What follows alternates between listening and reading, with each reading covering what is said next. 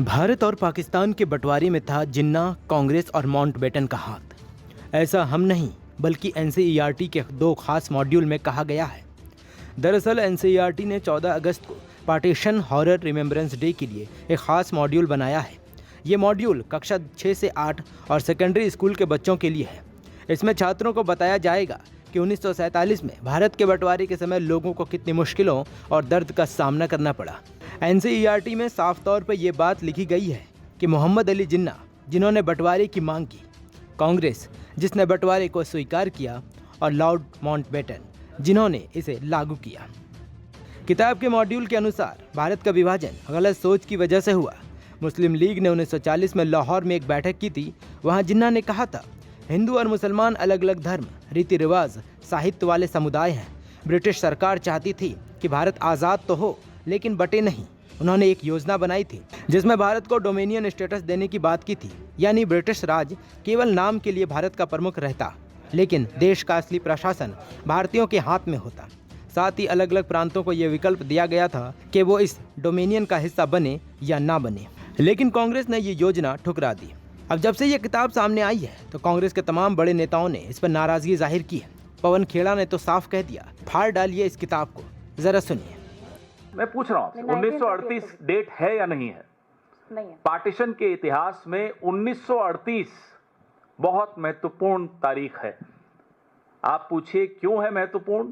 तो गुजरात में साबरमती के किनारे हिंदू महासभा का राष्ट्रीय अधिवेशन हुआ था, जिसमें यह स्पष्ट तौर पे कहा गया था कि हिंदू और मुसलमान एक देश में नहीं रह सकते।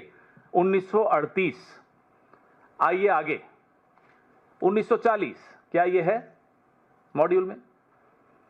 1940 में इसी जुगलबंदी को आगे बढ़ाते हुए लाहौर अधिवेशन में, मुस्लिम लीग के लाहौर अधिवेशन में जिन्ना ने यही बात दोहराई थी।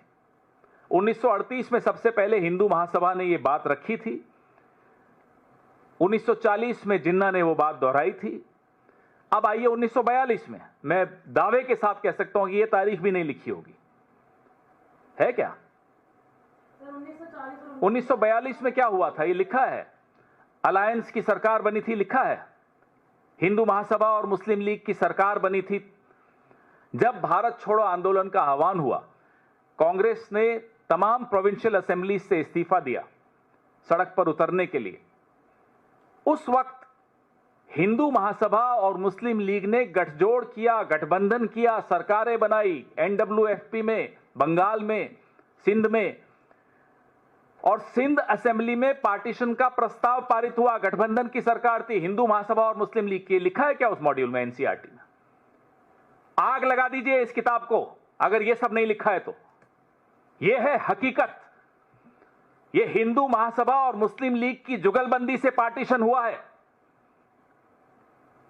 इतिहास के अगर सबसे बड़े विलेन कोई हैं तो राष्ट्रीय स्वयंसेवक संघ है। पीढ़ियां उनको माफ नहीं करेंगी जो उनका योगदान रहा है। मुखबिरी करते हुए उन्होंने अपने 25 साल उस वक्त के गुजारे, और उस मुखबिरी में जुगलबंदी और की मुस्लिम लीग के साथ, जिन्ना के साथ। गए थे अडवाणी जी जिन्ना की मजार पर सजदा करने, शुक्रिया अदा करने। इसलिए जिस तरह से संस्थाओं में ये हस्तक्षेप करके इतिहास को तोड़ मरोड़ रहे हैं, हम कोई चुप बैठने वाले हैं? क्या ये इतिहास के पन्ने हटा सकते हैं, ये वाले 1938 वाले, 1940 वाले, 1942 वाले? वहीं इस मामले में एआईएमआईएम अध्यक्ष असदुद्दीन ओवैसी ने कहा कि इतिहास में झूठ बोला जाता है और विभाजन की जिम्मेदारी मुसलमानों पर डाल दी जाती है। जो लोग देश छोड़कर चले गए वो चले गए, लेकिन जो मुसलमान यहाँ रह गए वो देश के वफादार हैं। वहीं इस मामले में बीजेपी प्रवक्ता गौरव भाटिया ने कहा कि राहुल और जिन्ना की सोच एक जैसी ही है। आज एक खबर आ रही है कि एनसीईआरटी ने जो टेक्स्ट बुक्स हैं उसमें एक बदलाव किया है, और बदलाव करके जो विभाजन का कटु सत्य है उसको सम्मिलित किया है अध्ययन के लिए। इस सच को रोकने के लिए और सामने ना आए, सबसे पहले दर्द हुआ है तो राहुल जिन्ना पार्टी को हुआ है।